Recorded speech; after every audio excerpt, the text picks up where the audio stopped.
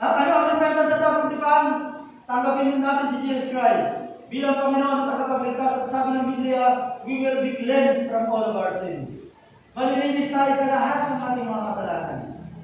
Magkakaroon tayo sa mampalataya sa Panginoon Jesus, and then magkakaroon tayo ng transformation sa ating buhay. So bago yung transformation, believing in Jesus muna. Kapag ikaw naniwala na kay Jesus Christ, sabi ng Biblia, you will be cleansed. Matatanggap mo ang kalinisan. Nilinis na tayo na Jesus, nalipa ko siya sa krus, at matatanggap natin ito sa pamamagitan ng pananampalataya sa Kanya. Amen?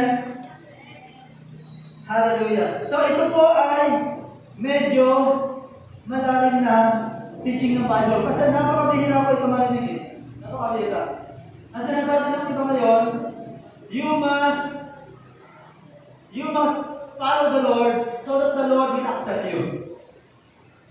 You must obey the Lord so that the Lord will love you. Mamahalin ka ng Panginoon kung mamahalin mo siya.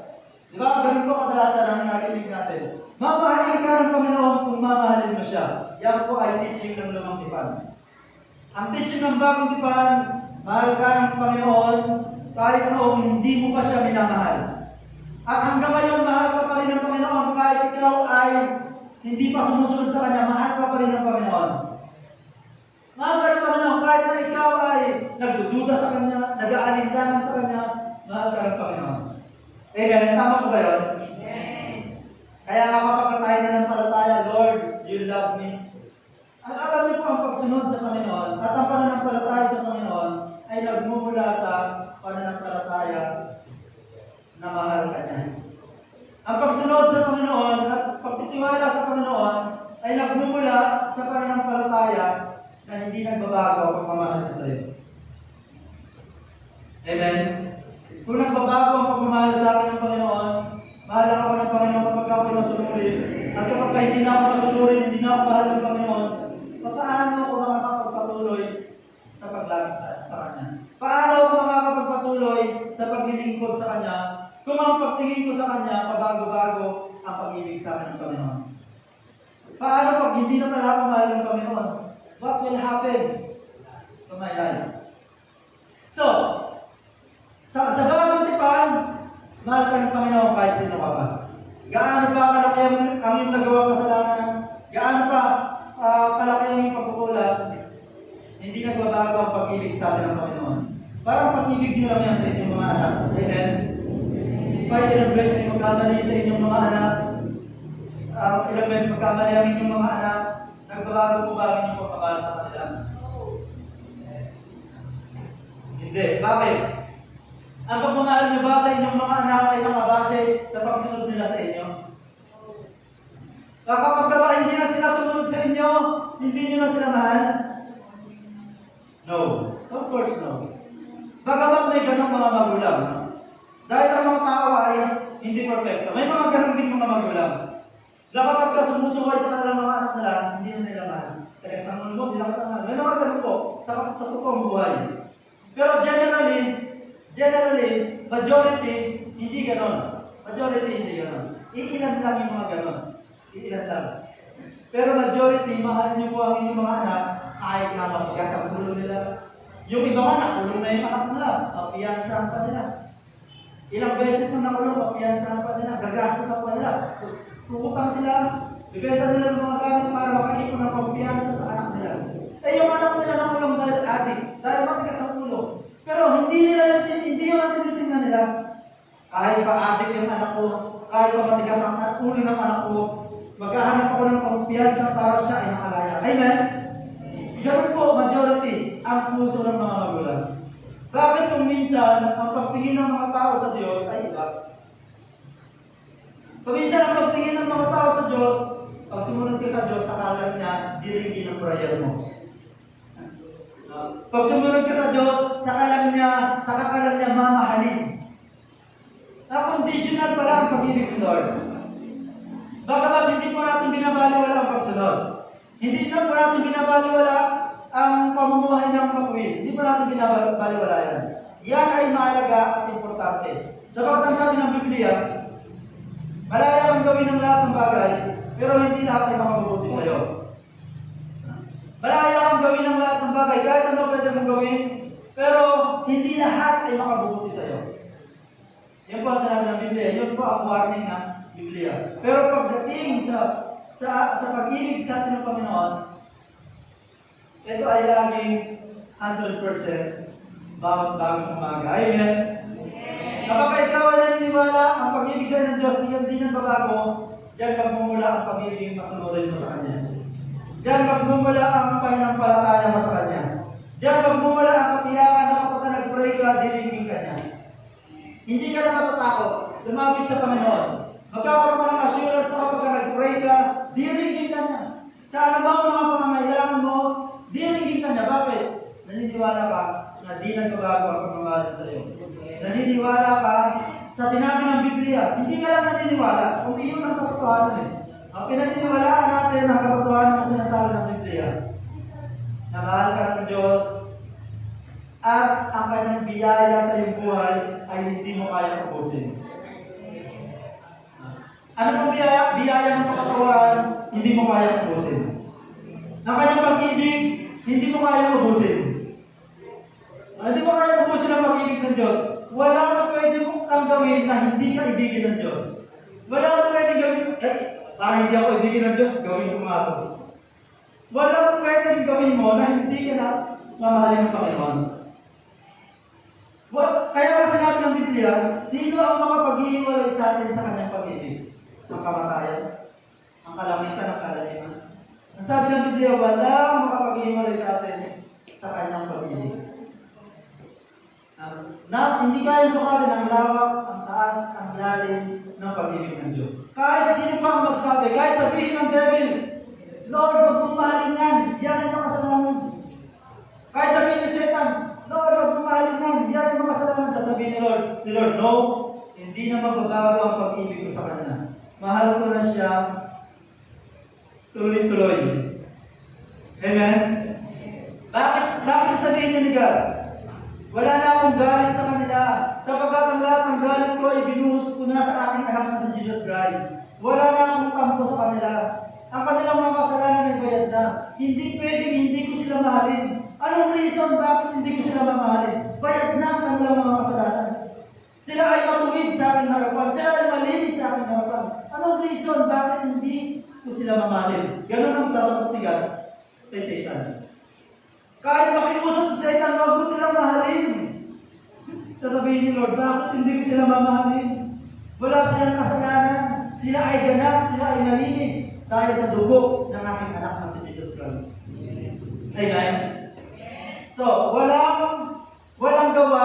Tinutukoy natin dito sa mga mananampalataya ng Panginoong Jesus. Walang gawa na pwede mong gawin na makapag-iwalay sa iyo sa pag-ibig ng Panginoon. Dahil ikaw ay, dahil ang pag-ibig ng Panginoon ay napakalawak. Hallelujah. Tingnan po natin yung buhay ng mga Israelita. Bakit po naging disobedient ang mga Israelita? Bakit sila naging magsik kay Moises? Bakit sila naging magsik? Basahin po natin Deuteronomy chapter 1 verse 26. Pakabasa nga po. Gayunman, hindi kayo umakyat, kundi naging magsik kayo laban sa utos ng Panginoon ninyong Diyos. Bakit sila naging magsik? Basahin po natin yung next verse. At kayo ay nagpulong-pulungan sa inyong mga tolda at sinabi, dahil pinaputak tayo ng Panginoon, kanyang inilabas tayo sa lupain ng Ehipto upang tayo ibigay sa kamay ng mga Amoreo upang tayo ipuli. Ganun ang kanilang iniisip. Akala nila, galit sa kanila ang Panginoon. Akala nila, ang plano sa kanila ng Panginoon, parusahan sila. Akala nila, inilabas sila sa Egypto para sila ay lipulin. Hindi nila alam ang katotohanan. Amen? Hindi nila alam ang katotohanan na inilabas sila sa Egypto para dalhin sa lupang masagana. Dalhin sa lupang pinagpala.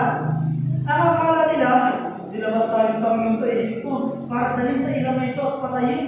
Nagpusap-pusap sila sa kanilang kolda. Yun ang dahilan kaya naghimagsik sila. Hindi sila naniniwala sa plano ng Diyos. Hindi sila naniniwala mahal sila ng Diyos. Hindi sila naniniwala walang mahirap sa kanilang Diyos. Kaya ano pong ginawa nila? Naghimagsik sila. Napakaganda ng plano sa kanila ng Panginoon. Napakalaking lupain at pinagpalang lupain ang ibibigay sa kanila ng Panginoon. Kaya lang, hindi ganoon ang kanilang kaisipan. Wala silang pag-iisip sa laki at lawak ng pag-ibig ng Diyos. Wala silang pag-iisip tungkol sa plano ng Diyos na papapala para sa kanila. Kaya ano po nangyari? Sila ay napahama. Hindi sila nakapasok sa promised land. Itong mga first generation Israelites na inilabas sa Egypto. Hindi sila nakapasok dahil sa ayaw ng Panginoon. Hindi sila nakapasok dahil hindi sila naniwala sa plano ng Diyos. Kaya it is danger, alam niyo po, it is danger ang hindi ka maniwala sa pag-ibig ng Diyos. It is danger na hindi ka maniwala sa malaking plano ng Diyos. Kung ang iniisip natin, ang plano ng Diyos sa atin ay i-survive lang tayo araw-araw, that's danger. Mag-ingat po tayo na baka iniisip lang natin, ang gusto lang sa akin ni Lord, basta i-survive lang ako ni Lord araw-araw. Dahil kung ano po ang ating pananampalataya, kagaya ng mga to, kung ano ang kanilang pananampalataya, yun ang kanilang naranasan.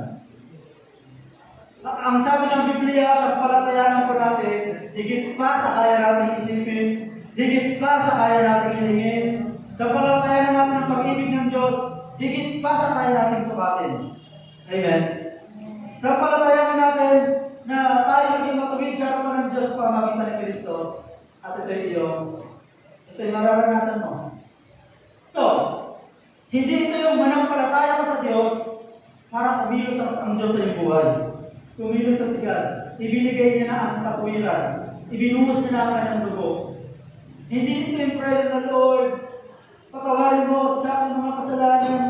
Tanggapin mo, Lord. Salamat po, pinatawad mo sa aking mga kasalanan.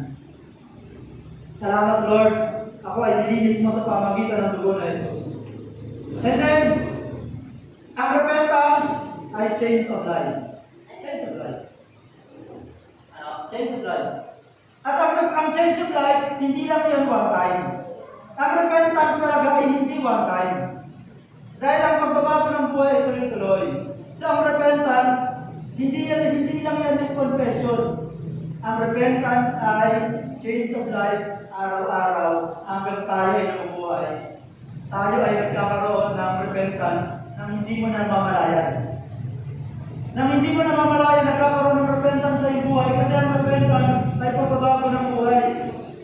So ang repentance ay hindi one time. Hindi yan ibig sabihin magsisi ka sa iyong mga kasalanan isang beses lang. Ang pagsisisi ay hindi lang yung pagsisisi na, Lord, patawarin mo ako sa pagsisinungaling, patawarin mo ako sa nagawa kong kamalian, nakapagsalita ko ng di maganda, nakagawa ko ng di maganda, patawarin mo ako, Panginoon. Yan po ay tama rin. Tama rin po yan. Pero sa New Testament, ang repentance ay tuloy-tuloy. Habang ikaw ay nabubuhay. Hindi yan yung preaching na magsisi ka sa iyong mga kasalanan, magsisi ka. Ang pagsisisi ay araw-araw, pati mo na sabihin. Ang tao natututo ng salita ng Panginoon, nagkakaroon ng pagsisisi na hindi niya na mamalayan. Kasi ang pagsisisi ay pagbabago ng buhay. Pagbabago ng buhay. Hindi mo na yung kinakailangan sabihin na, repent, repent, repent. Ang pagsisisi ay pagbabago ng buhay. Turuan natin sila ng Word of God kung paano sila naging makuwid, kung paano sila inibig ng Diyos, magkakaroon ng pagbabago sa kanilang buhay, nandoon na ang pagsisisi. Ano? Nandoon na ang pagsisisi. Nasanay kasi tayo na ang pagsisisi ay kumpisal punta kay Father. Mamampisal para magsisi at feeling righteous na. Malinis na. No? Ang pagbaba, ang ating kalinisan sa ating soul, ano? Kasi ang ating soul, mind, will, and emotion, ito yung binabago pa lang. Ito yung binabago pa lang. Yung ating isipan, yung ating puso, yung ating damdamin. Yan yung binabago pa lang. Yung ating gawa, bunga na yan ang ating pag-iisipin, ang ating soul. Kasi kung ano ang soul natin, pagbubunga yan ng action. Kung ang soul natin ay hindi maganda, magbubunga yan ng hindi maganda. Kaya ba, ang binabago yung ating soul. Pero sa ating espiritu, tayo ay matuwid na. Tayo ay righteous na. Amen po ba? Tayo sa ating espiritu, tayo ay holy na. Hindi gagawing holy pa lang. Tayo ay banal na sa ating espiritu. At ang tunay na tayo ay espiritu. Ang tunay na ikaw ay espiritu. Meron kang kaluluwa. Ang espiritu mo meron kang kaluluwa at ikaw ay nakatira sa iyong katawan. Hindi ko po yan natutunan sa Bible School. Kaya kung baka ngayon nagtuturo ko sa Bible School, sinasabi nila, tataka sila. Pastor, yan ba talaga? Yan ba talaga? Bakit hindi ganyan ang matutunan namin? Dapat hindi ganyan. Ang iba naniniwala, ano lang, dalawa lang, physical and spirit. Hindi sila naniniwala sa body, soul, and spirit. Dalawa lang ang paniniwala nila. Spirit and physical. Pero kung pag-aaralan mo talaga ang Biblia, pag-aaralan mo ang Biblia, may mga tanong dito eh. Pag-aaralan mo ang Biblia, mababasa mo, body, soul, and spirit. Tayo ay espiritu na mayroong kaluluwa na nakatira sa katawan.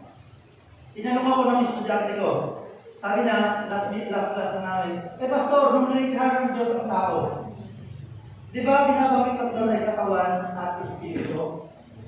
Sinabi niya sa akin, walang binanggit doon na kaluluwa. Ano lang, binanggit lang ron kaluluwa at katawan. Nung hindi pa ay naging buhay ng kaluluwa. Pero tatlo ang natutuon, spirit, soul, and body. Sabi ko, yung soul, natutuon na yung soul, yung mind, will, and emotion, na buhay ang binigyan ng espiritu. Yung soul ay nag-activate, kumilos, gumana, nung nakapumasok ang espiritu. Amen? Nakikinig ko ba kayo?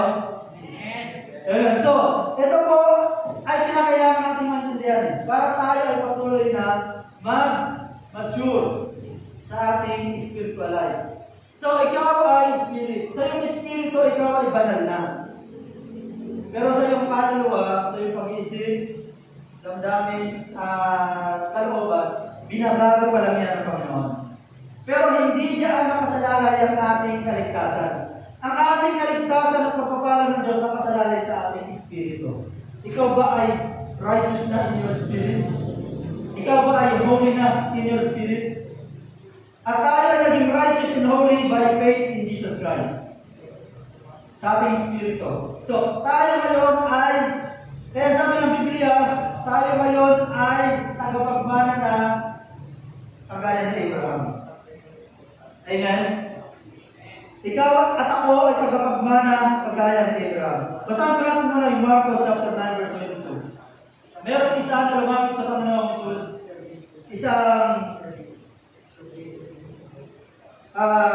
Basahin natin. Ang sabi niya, gusto po siyang, meron isang lalaki nito, humihingi ata ito ng awa sa Panginoon. Humihingi ng awa sa Panginoon. So, gusto po siyang patayin ng masamang espiritu. Sabi nung nababit sa Panginoon Jesus. Madalas, inihahagis po siya nito sa apoy at tinatapon siya sa tubig. Subalit kung may magagawa kayo, kami po ay kawaan at tulungan ninyo. Ayan sinabi nung lumapit sa Panginoon Jesus. Kami po ay kawaan at tulungan ninyo. Sabi niya, kung may magagawa kayo. Ano ang sagot ni Jesus Christ? Verse 23. Kung may magagawa ako, yan ang ng Panginoong Jesus. Kung may magagawa ako, kasi lumapit siya sa Panginoong Jesus eh. Panginoon, kung may magagawa kayo. Ano sabi niya? Kaawaan at tulungan ninyo ako. Tulungan ninyo kami. And then sumagot si Jesus Christ, kung may magagawa ako, question mark. Tanong ni Jesus. And then dumugtong si Jesus Christ. Mangyayari ang lahat sa sino mang may pananampalataya. So, yung kanyang panalangin, lumang tipan. Kaawaan at tulungan po ninyo ako. Nagmamakaawa sa Diyos na para bang wala pang ginawa sa Diyos si Lord. Na para bang hindi pa siya kinawaan. Na para bang hindi pa siya, ngayon ginawa na tayo, tinulungan na tayo sapagkat tumating na si Jesus Christ. Kaya itong prayer na ito, Lord, kaawaan po ako, tulungan po ako. Na para bang hindi ka pa kinawaan ng Panginoon. Na para bang hindi ka pa tinulungan ng Panginoon. Ang sabi ni Jesus Christ, mangyayari ang lahat sa sino personal na pananampalataya. Ang ibig niya sabihin dyan, matatanggap mo ang ibinigay na sa iyo ng Diyos sa pamamagitan ng pananampalataya. Kinawaan ka na ng Diyos, matatanggap mo ito sa pamamagitan ng pananampalataya. Amen? Amen. So, prayer na, umiyak pa iba, diba? Tawaan ko. Ginaawaan ka na ng Diyos. Tinulungan ka na ng Diyos. Panampalatayanan ka na. Nung si Jesus Christ ay pinako sa krus, ipinakita ng Diyos ang kanyang kaawaan sa atin dahil hindi siya naawa sa kanyang anak. Mas naawa siya sa atin kaysa na Jesus Christ eh. Nung ipinako si Jesus Christ, ipinakita na ng Diyos, kinakaawaan ko kayo. Tinutulungan ko kayo. Kasi hindi ko inawa ang anak ko. Hindi ko iniligtas ang anak ko para sa inyo. Amen? Kaya yung prayer na, Ama, kaawaan mo ako, tulungan mo ako, para hindi na applicable sa New Testament. Para hindi na applicable sa New Testament, sapagkat kinaawaan ka na ng Diyos, tinulungan ka na ng Diyos, anong kailangan mong gawin? Anong kailangan mong gawin? Ibinigay, parang nagbigay na si God ng pera sa bank account mo, anong kailangan mong gawin? I-withdraw. I-withdraw mo. Paano mo i-withdraw? Paano mo i-withdraw sa pamamagitan ng pananampalataya? Pananampalataya. I am forgiven, ako ay tinawaan na, ako ay tinulungan na ng Diyos. Thank you, Lord Jesus. Ayan ang magdadala sa iyo sa pagbabago ng buhay. Kasi kung nag-pray ka pala, kumakawaan mo ko, Para ba may doubt na pinawa kaya ako ng Diyos? Kaya may mga tao, hindi talaga nakakasunod sa Panginoon, hindi nila alam, ginawaan na talaga sila. Kaya nagtatanong pa sila, kung may Diyos talaga na mapagmahal, bakit? Yung natanong nila, ha? Bakit ganito nangyayari sa buhay ko? Bakit ako nag-iintirang? Bakit ako maraming problema? Hindi niya kasi alam yung pananampalataya para matanggap. Kasi makakatanggap ka na matugunan sa iyong problema kapag ka pinanampalatayan mo, kinaawa ka na ng Diyos. Tinulungan ka na ng Diyos.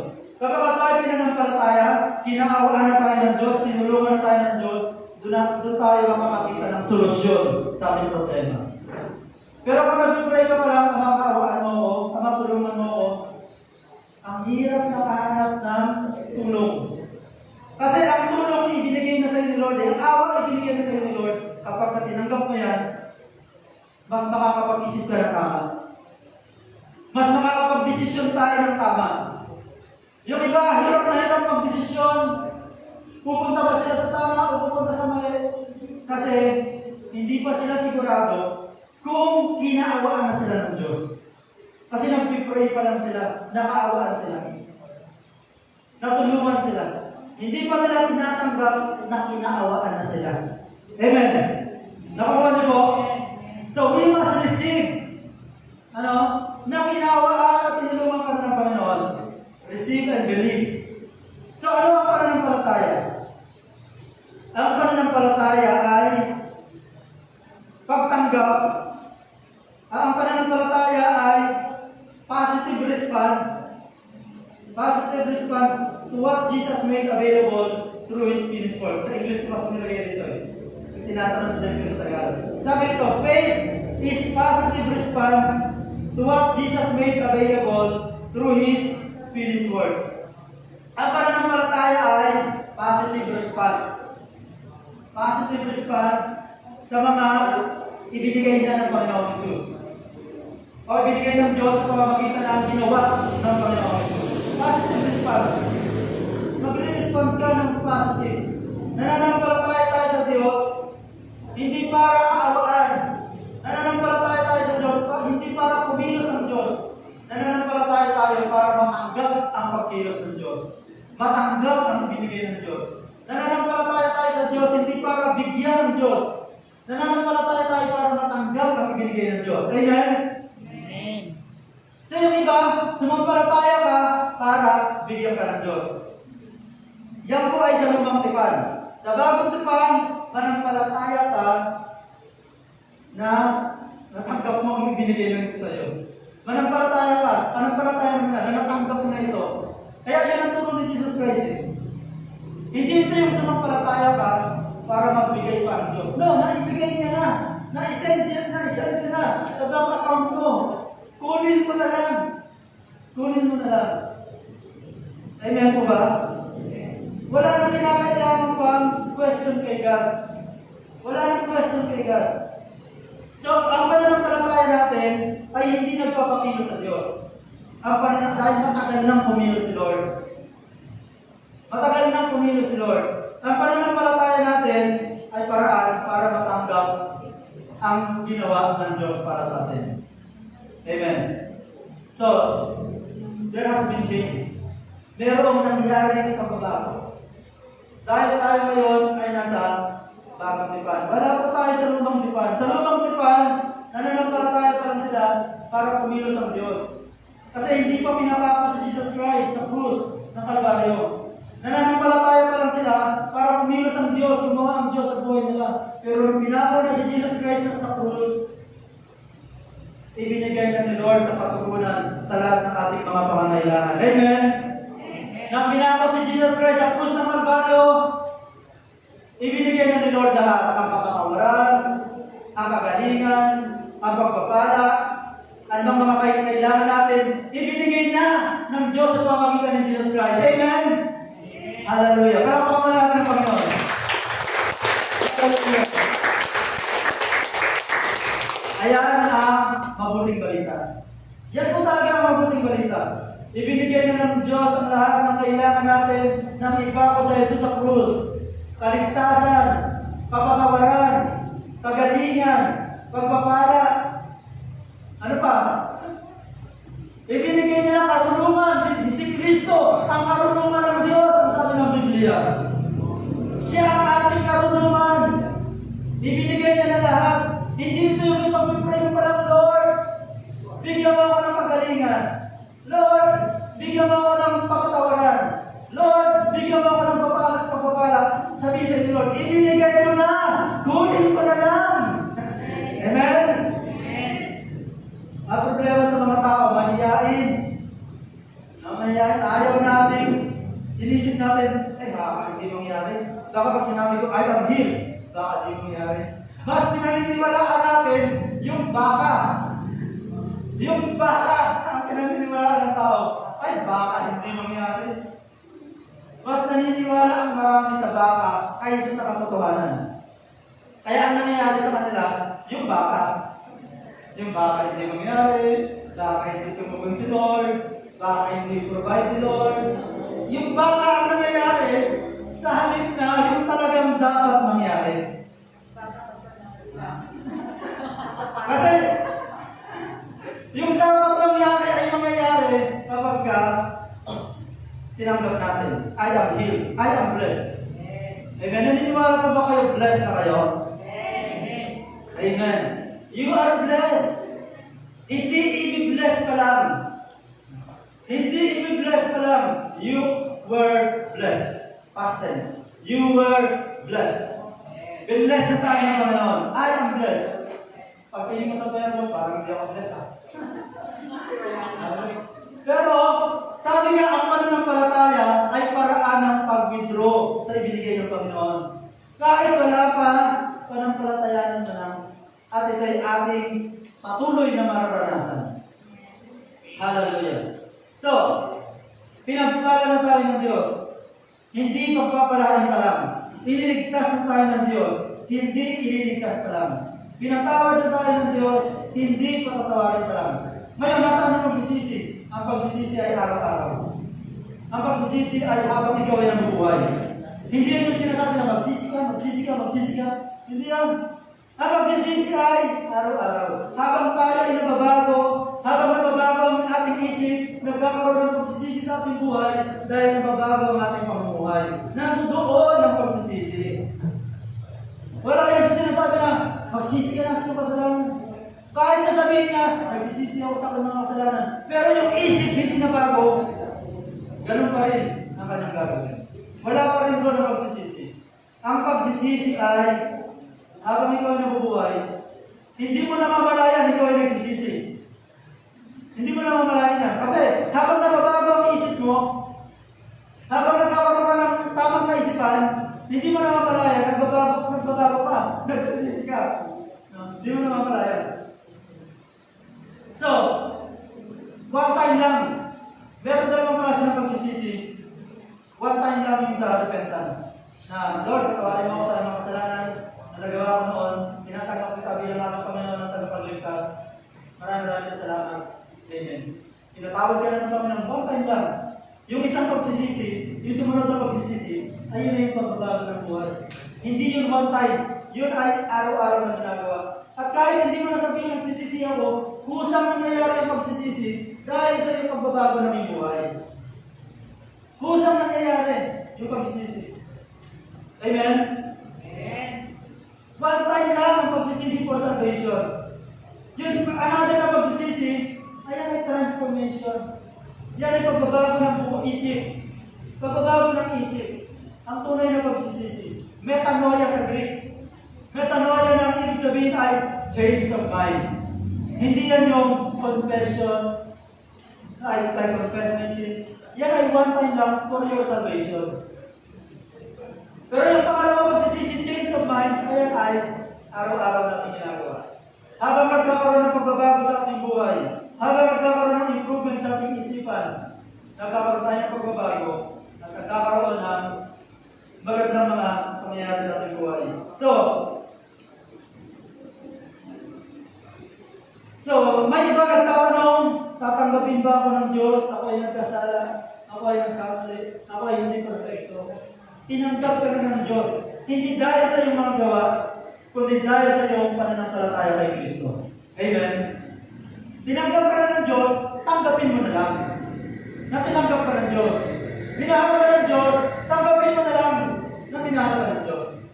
Kasi minahal ka ng Diyos, ayaw mo naman tanggapin. Ang feeling ko, hindi ako mahal ng Diyos. Kaya nga ganito buhay ko, hindi ako mahal ng Diyos. Kaya hindi na mabago ang buhay ng tao, ayaw niyang tanggapin. Hindi pagmamahal ng Diyos. Amen? Wag na tayo magtanong, mamahalin kaya ako ng Diyos? Napakalaki ng aking kasalanan.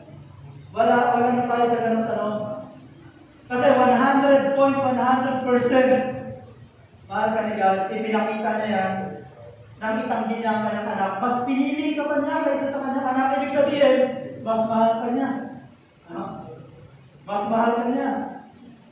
Kaya, kung tutusin, ang value natin ay kasing value ni Jesus Christ. Amen? Ang value mo ay kasing value ni Jesus Christ. Kung gaano ka kahalaga si Kristo, ganoon mo rin kahalaga. Dahil ibinigay niya ang kanyang anak para sa atin. Amen? Palakpakan na natin, Panginoon. Hallelujah. Praise God. So, no more question.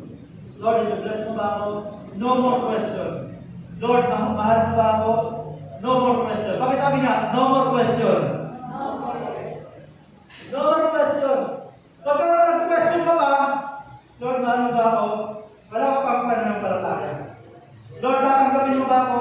Wala ka pang pananampalataya. Wala ka na rin sa tanong na yun. 100.100% mahal ka ng Panginoon. 100.100% tanggap ka ng Panginoon. 100.100% pinagpala ka ng Panginoon. Amen? Hallelujah. Wala ka pala talaga ng Panginoon. Praise God. No more question. Yan po ang ating tagline. No more question. I am blessed. I am healed. I am forgiven. I am child of God. I have great future. I will do greater things. I have the wisdom of God in Jesus Christ. I am wise in the name of Jesus. No more question. Tanggapin mo na lang. Wala pa kasi ayaw mo tanggapin. Amen? Wala kang peace, wala kang joy, wala kang strength, wala kang blessing. Hindi dahil sa walang binigay si God. Ayaw mong mag-withdraw. Ayaw mong tanggapin. Ngayon, sa pagtanggap kasi, meron pang proseso rin eh. Yung pananampalataya, yes, Manampalataya ng tanggap na kahit kalapa, nandoon ang struggle. Nandoon ang struggle. Kaya ang spiritual battle talaga, ang spiritual battle, hindi lang yan laban, pakikipaglaban sa devil. Ang spiritual battle, pakikipaglaban sa iyong sarili. Pakikipaglaban sa iyong doubt and unbelief. Ang spiritual battle ay pakikipaglaban sa ating mga doubt. We must take the word of God, stand up on the promises of God. You are blessed. You are healed. You are strong. You are child of God. Amen? Hindi pagpapalain ka lang, pinagpala ka na. Hindi pagkagalingin ka lang, pinagaling ka na. Hindi patatawarin ka lang, pinatawad ka na ng Panginoon. Hindi ililigtas ka lang, ililigtas ka na. Tanggapin mo na lang. Amen? Pagkakapag na ng ko. I am blessed. I am healed. I have the wisdom of God in Jesus Christ. I have great future. I am provided. I have many financial blessings. Amen. In